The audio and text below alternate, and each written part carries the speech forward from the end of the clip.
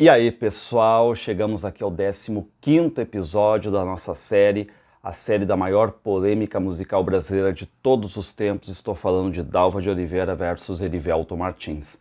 E nesse episódio eu quero abarcar exatamente aquela série de episódios que saíram no Diário da Noite, que acabaram, de certo modo, difamando a Dalva de Oliveira, né? Porque teve a duplinha Erivelto Martins e Davi Nasser, e por meio desse jornal, o Diário da Noite, eles acabaram fazendo artigos terríveis contra a Dalva de Oliveira.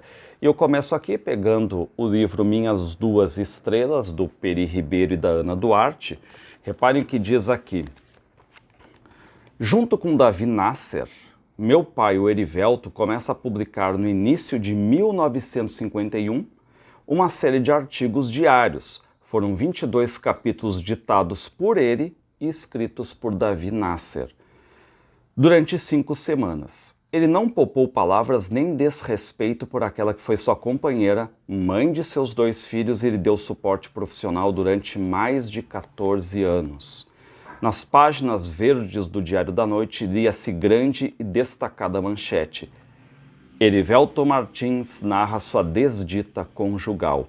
O país inteiro lendo aquelas coisas, as revistas especializadas tomando partido, hora do meu pai, hora da minha mãe, era uma nojeira sem classificação, vergonha para Davi Nasser e vergonha para um talento como Erivelto Martins. E reparem, né, quem é que está escrevendo ali é o Davi Nasser, um jornalista, como diz aqui o Peri, né, foram ditados esses casos todos pelo Erivelto, mas quem coloca no papel é o Davi Nasser. Davi Nasser, que tinha um enorme prestígio na área jornalística e grande influência junto aos formadores de opinião da época. E meu pai encontrou no apoio de Davi a chance de destilar toda a dor de cotovelo com o sucesso da Dalva. Arrasado pela perda do apogeu artístico vivido ao lado de minha mãe, teve as portas do Diário da Noite abertas para dar a sua versão. Muito bem, e aqui nesse livro, A Noite do Meu Bem, do Rui Castro, reparem o que acontece aqui.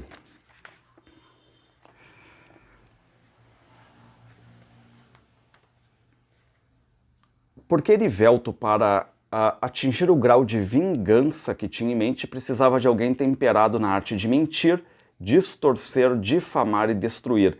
E Davi Nasser, com anos de campanhas sujas em O Cruzeiro, revista, né, era esse homem.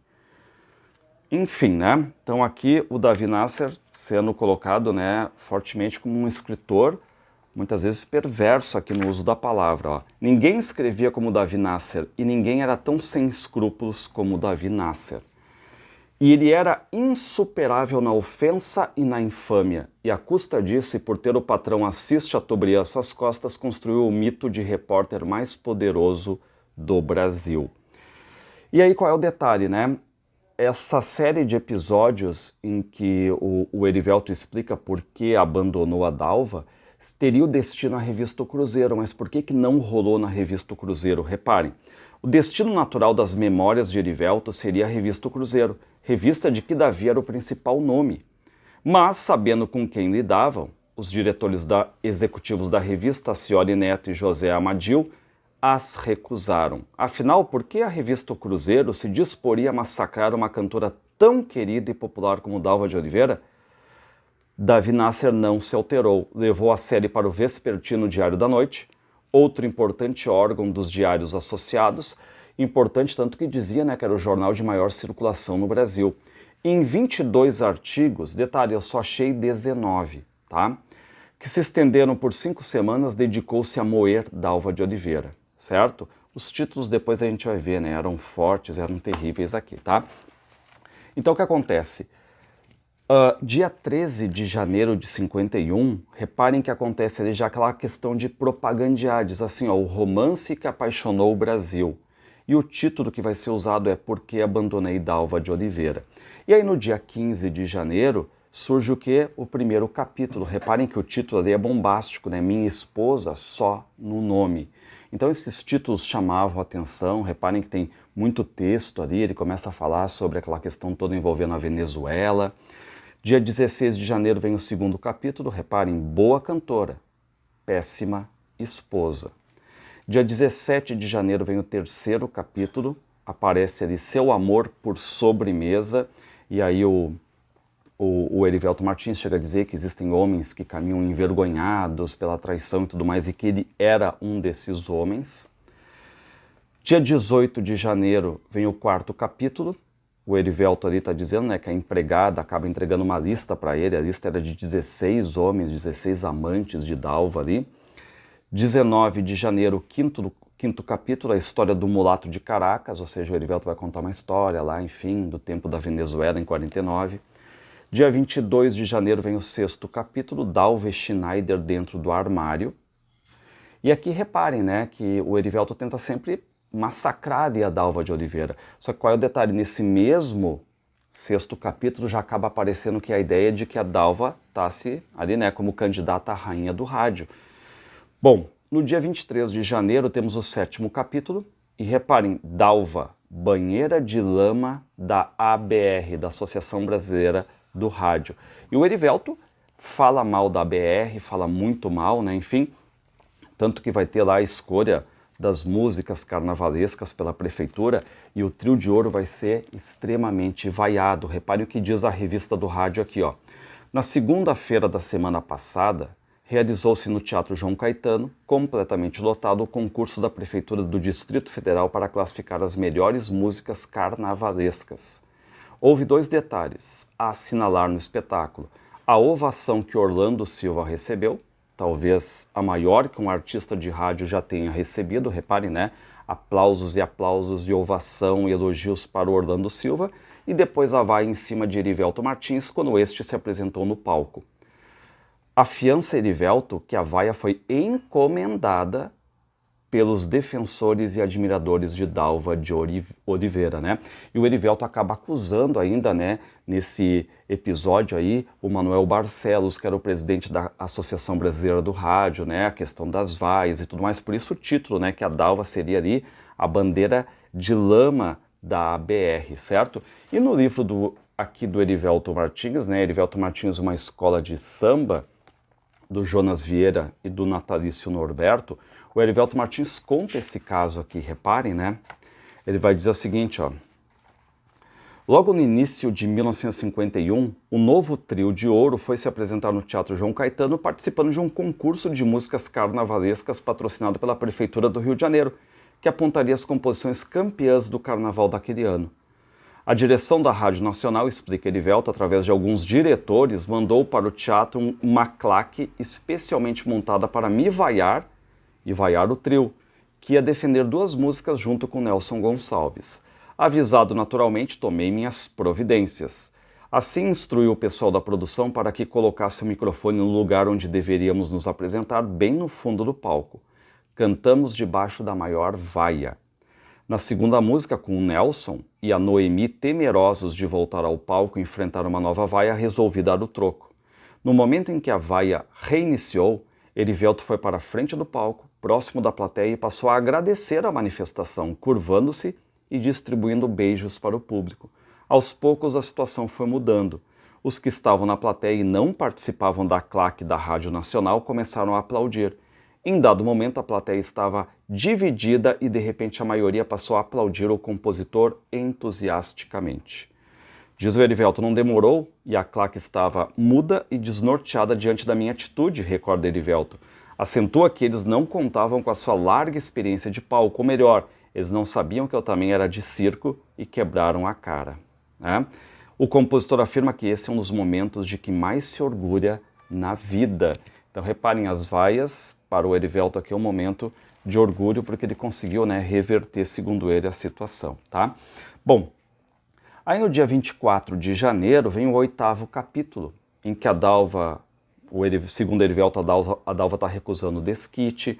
O Manuel Barcelos, o presidente da ABR, da Associação Brasileira do Rádio, nega essa questão que ele esteja envolvido no meio das vaias ali, né? Enfim, acaba depois desligando o Erivelto Martins dos quadros ali da ABR, enfim.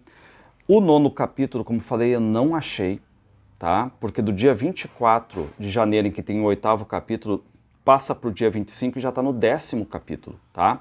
E aí a questão da prova das mentiras da Dalva Oliveira, o Erivelto Martins colocando ali recibos e tudo mais.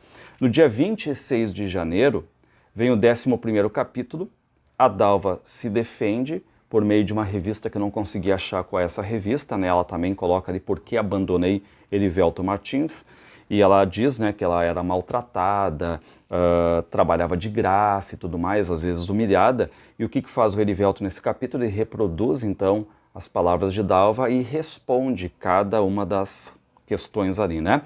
E é uma ironia porque no meio do caminho a Dalva está sendo um grande sucesso ali no carnaval, se apresentando em vários locais, o Trio de Ouro também, com músicas, né, fortes ali no meio dessa polêmica toda, tá? Bom, aqui no dia 29 de janeiro, o 12º capítulo. Reparem, Erivelto sempre foi um bom marido. O Erivelto reproduz uma frase da Dalva e tudo mais, né? Aí, no dia 30 de janeiro, nós temos o 13º capítulo. E reparem, né, o que o Erivelto diz? Que o Erivelto diz que a Dalva ficava rindo, né, se vangloriando dessas vaias que foram feitas ao Trio de Ouro, ao Erivelto, né? E reparem que ele reproduz, segundo ele, né, uma frase da Dalva: eu quero a desgraça desse infeliz, do Erivelto Martins.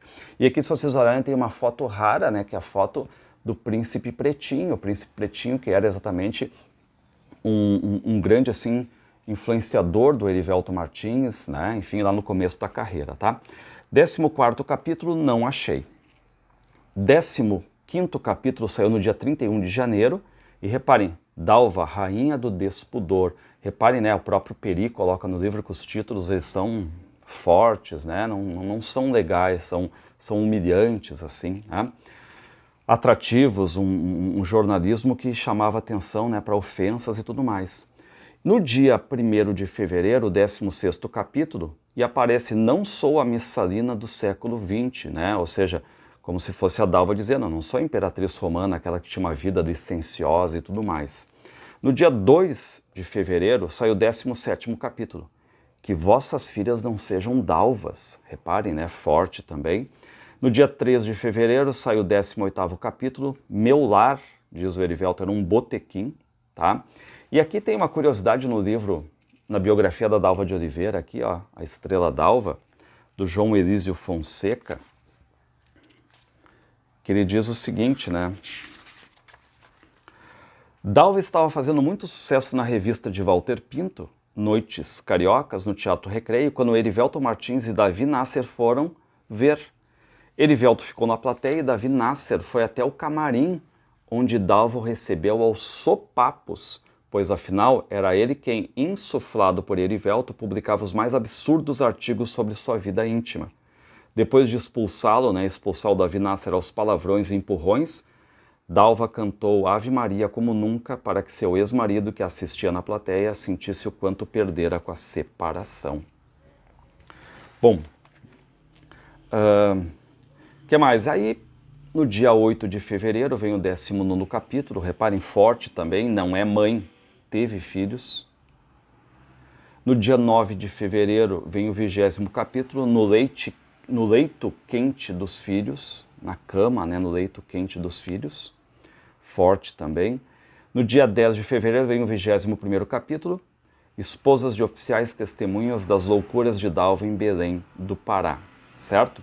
E aqui, na Noite do Meu Bem, do Rui Castro, o que diz, ó? Que um ano depois, os advogados Clóvis Ramarete por Dalva e Gerson Cordeiro por Erivelto chegaram a um armistício, né? Ou seja, um desquite amigável por, literalmente, saiu isso, né? Incompatibilidade de gênios. E aí volta, de certo modo, a paz, né? Eles acabam fazendo essa questão aí. Bom, o que mais que a gente tem aqui?